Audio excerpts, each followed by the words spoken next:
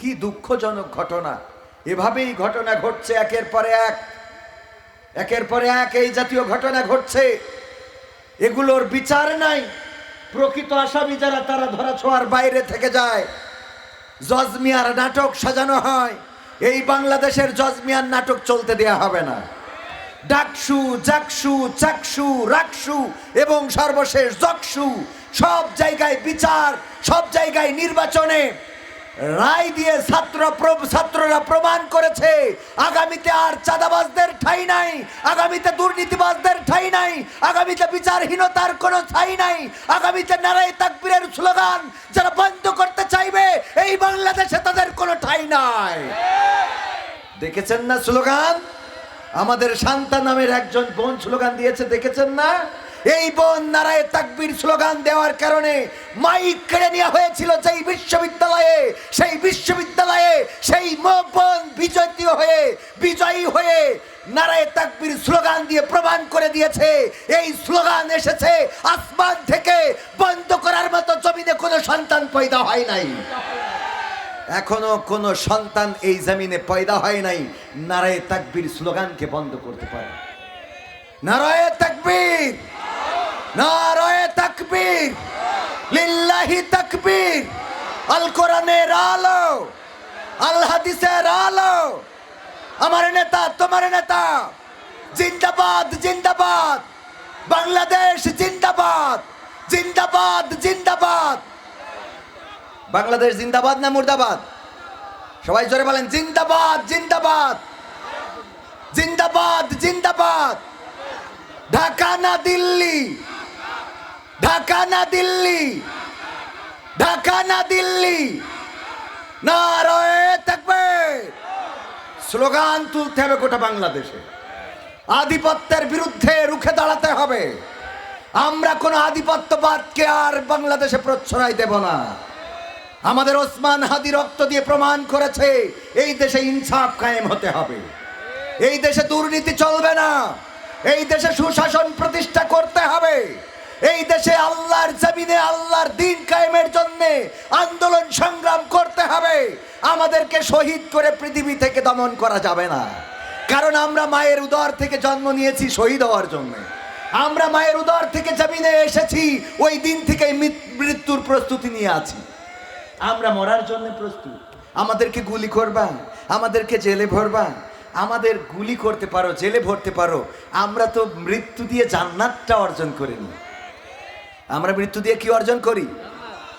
আমাকে শহীদ করে সেই মিছিলে শামিল করে নিও, যেই মিছিলের নেতা আমির হামজা, খুবাইব খাবাব তোমার ছিল যারা অতি প্রিয়, শহীদ করে নিও।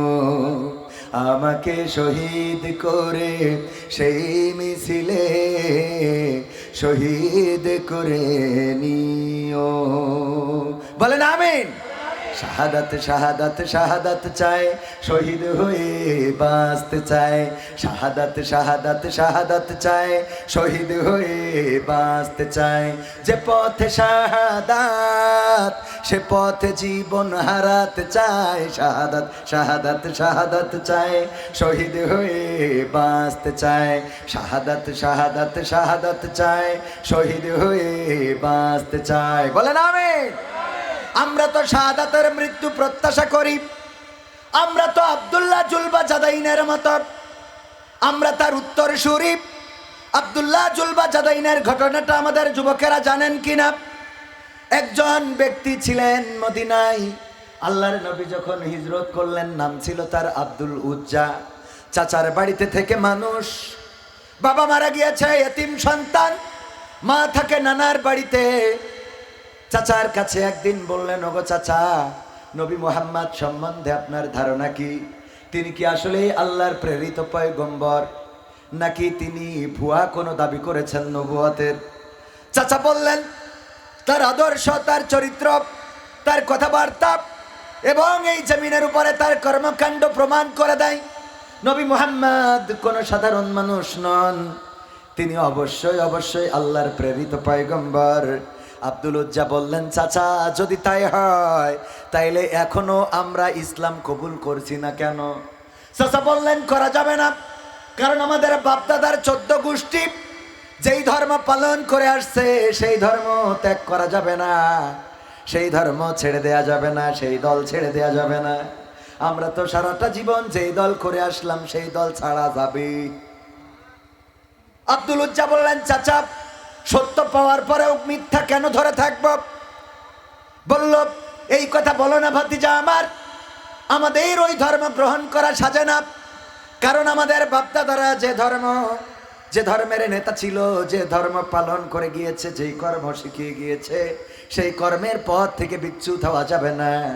আব্দুল উজ্জা বললেন, চাচা আপনি যদি তা না চান তবে আমি ঘোষণা করে দিলাম, আশহাদু আল্লা ইলাহা ইল্লাল্লাহু ওয়া আশহাদু আন্না মুহাম্মাদান আবদুহু ওয়া রাসূলুহু।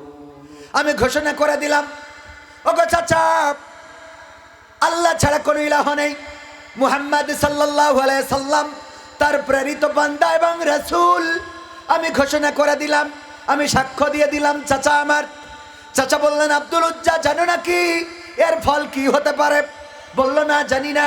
বলল, তোমার বাবা নাই, তুমি আমার বাড়িতে থেকে মানুষ, আমি তোমার চাচা, আমি তোমার অভিভাবক, তোমার সমস্ত সম্পত্তি আমি কেড়ে নেব, তোমার জমিনে কোনো অধিকার থাকবে না, খেজুরের বাগানে কোনো অধিকার থাকবে না, তোমার ওই উটের পালে কোনো অধিকার থাকবে না, তোমার ওই দম্বার পালে কোনো অধিকার থাকবে না।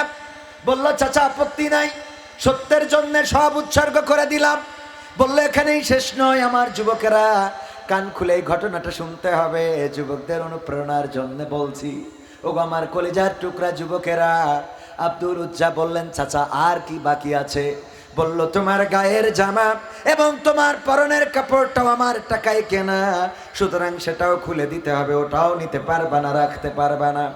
আব্দুল উজ্জা গায়ের জামা পরনের কাপড়টা খুলে দিলেন, তারপরে হনহন করে ছুটে চলে গেলেন মায়ের কাছে।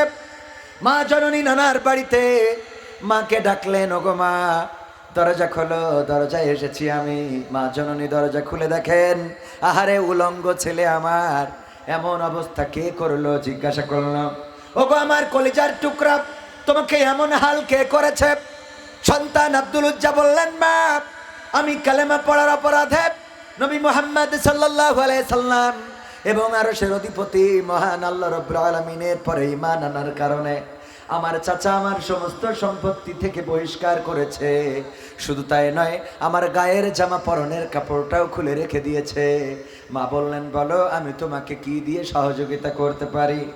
আব্দুল উজ্জা বললেন, ওগো মা যদি একটু পরার জন্য কোনো কাপড় দিতে, যেই কাপড়টা পরে আল্লাহর নবীর কদমের কাছে আমি পৌঁছাতে পারি।